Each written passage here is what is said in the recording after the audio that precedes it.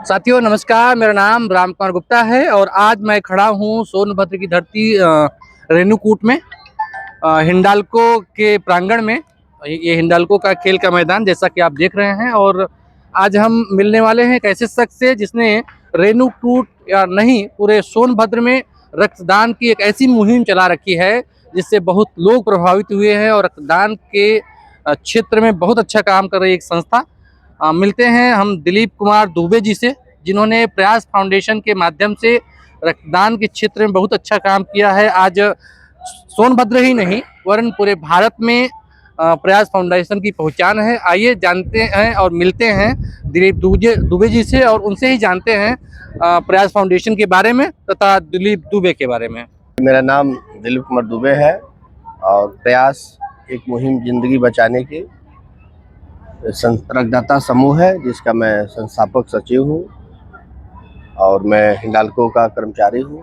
और उस ड्यूटी के साथ साथ एक सामाजिक दायित्व का निर्वहन होता है जिसके द्वारा हम लोग जिले में एक लक्ष्य है, संकल्प है कि ब्लड की वजह से किसी की जान नहीं जानी चाहिए। उसके लिए हम लोग प्रेरित हैं और कार्य भी करते हैं। साथ ही साथ नेत्रदान और अंगदान के लिए भी लोगों को प्रेरित किया जाता है। रक्तदान के क्षेत्र में एक बहुत बड़ी भ्रांति है कि रक्तदान करने से कमजोरी आती है।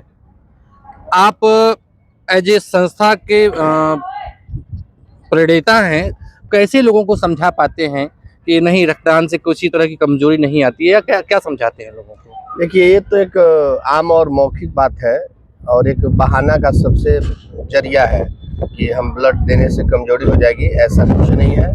कोई बहुत सारे काम है कि जो जीवन में पहली बार किया जाता है, उसके बाद उसका अनुभूति हमें प्राप्त होता है। अब जैसे रक्तदान की आप बात किए, तो जब तक आप ब्लड नहीं डोनेट किए हैं या जो डोनेट किया है वो कहता है कि ऐसा कुछ भी बात नहीं है। सामने ब्लड डोनेट करता रहता है, ब्लड काउच पे लेटा रहता है, ब्लड ब्लीडिंग होते रहता है, वो बात भी करता है, कुछ गुनगुनाता भी है, हम जो पूछते हैं उसका जवाब भी देता है और उसके बाद 10 मिनट में वो रेस्ट करने के बाद अपने दिनचर्या में लग जाता है। तो आप कैसे दूसरे के बातें सुनी को आप भी रिपीट कर सकते हैं या किसी दूसरे के सामने कह सकते हैं? हाँ, जब मैं ब्लड दूं अगर हमको कोई प्रॉब्लम हो तब तो हम दूसरे से कह सकते हैं कि नहीं मैंने ब्लड दिया था, इस तरह का दिक्कत आया था। लेकिन ऐसा नहीं है। लोग जो डरते हैं या जो नहीं देना चाहते हैं, वो बहाने का ये सबसे बड़ा मूल मंत्र है उनके लिए कि कमजोरी आ जाती है। और ऐसा कुछ नहीं है। मैं 55 बार ब्लड दिया हूँ। ये हमारे गौतम जी हैं, गौतम अग्रवाल जी, जो हमारे संस्था के रीढ़ है, ये भी 27 से 28 बार ब्लड डोनेट किए हैं। अगर जो एक बार भी नहीं दिया है, हम लोग का उम्र का है, उससे आप कंपेरिजन कर लीजिए कि क्या कमजोरी होती है या स्मार्टनेस खत्म होता है कि स्मार्ट हम बन जाते हैं।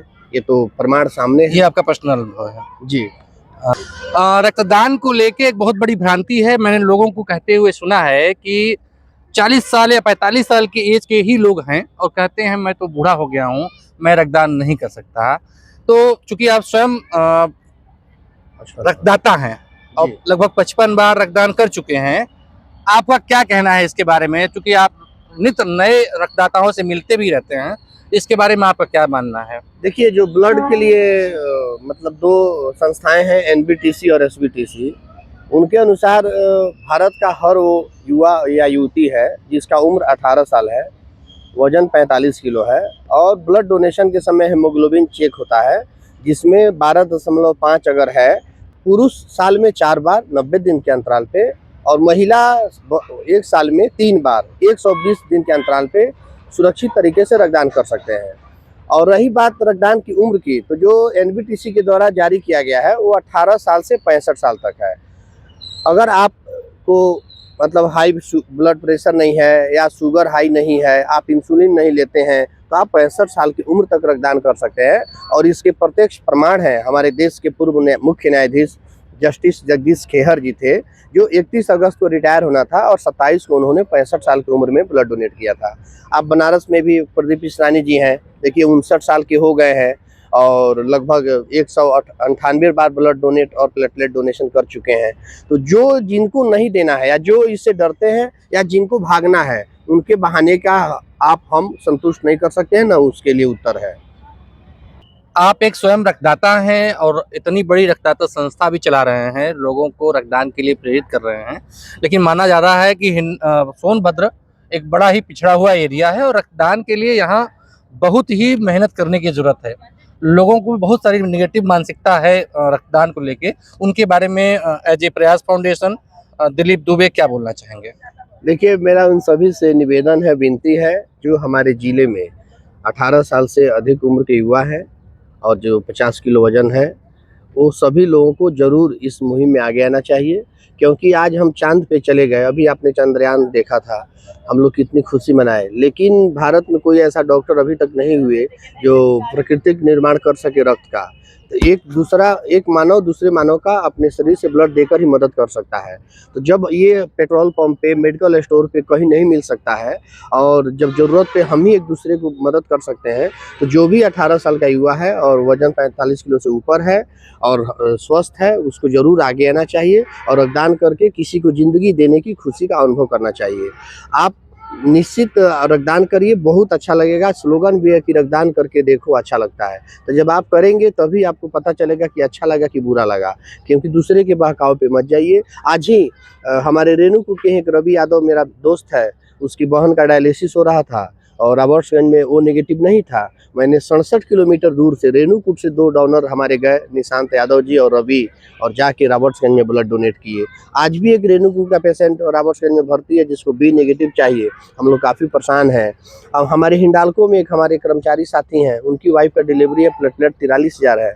उनके लिए भी ए बी पॉजिटिव प्लेटलेट चाहिए, हम लोग परेशान हैं। इतनी आबादी होते हुए भी हम लोग रक्त के लिए परेशान हो रहे हैं। ये बहुत मतलब शोभनीय बात नहीं है और सबको इसमें आगे आना चाहिए, सबको मदद करना चाहिए। तभी हम लोग समाज में रक्त की कमी के चलते हो रही मौत पर अंकुश लगाया जा सकता है।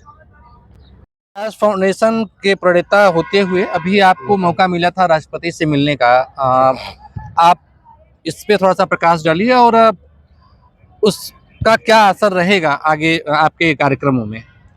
जी, अभी हम लोग 3 मई को प्रयास फाउंडेशन के सराहनीय कार्य को देखते हुए, लगन मेहनत को देखते हुए, एक राष्ट्रीय संस्था निफ़ा है, national integrated forum of artist and activist, उसका मैं उत्तर प्रदेश अध्यक्ष हूँ।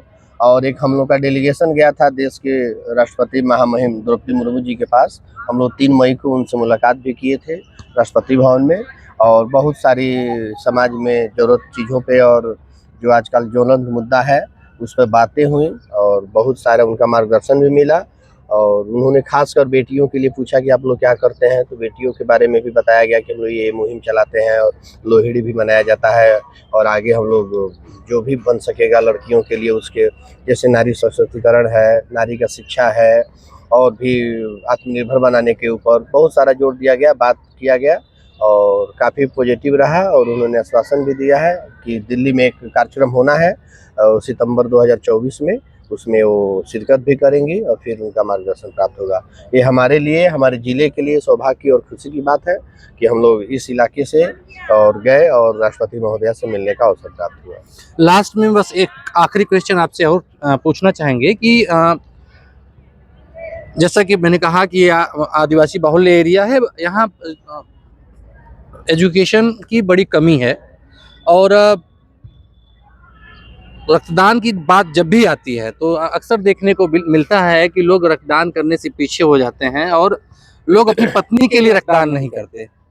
अगर अपनी माँ के लिए कोई रक्तदान करने जा रहा हो तो पत्नी कहती है खबरदार, दिया मत। तो एक बड़ा ही कठिन सवाल खड़ा होता है कि इसको दूर करने के लिए प्रयास फाउंडेशन का क्या प्रयास रहेगा? अवेयरनेस के लिए आप क्या करने वाले हैं? देखिए, ये कहीं न कहीं मतलब हम लोग की भी कमजोरी है, सरकार की भी कमी है। जैसे सब लोग जानता है कि सफाई होना चाहिए, सफाई हमारे लिए ज़रूरत है, फिर भी हमारे देश के प्रधानमंत्री को झाड़ू उठाना पड़ा। तो उस तरह सबको पता है कि ब्लड देने से कुछ नहीं होता है, लेकिन फिर भी लोगों में डर है, उस डर को ख़त्म करना है और डर के ही आगे जीत है।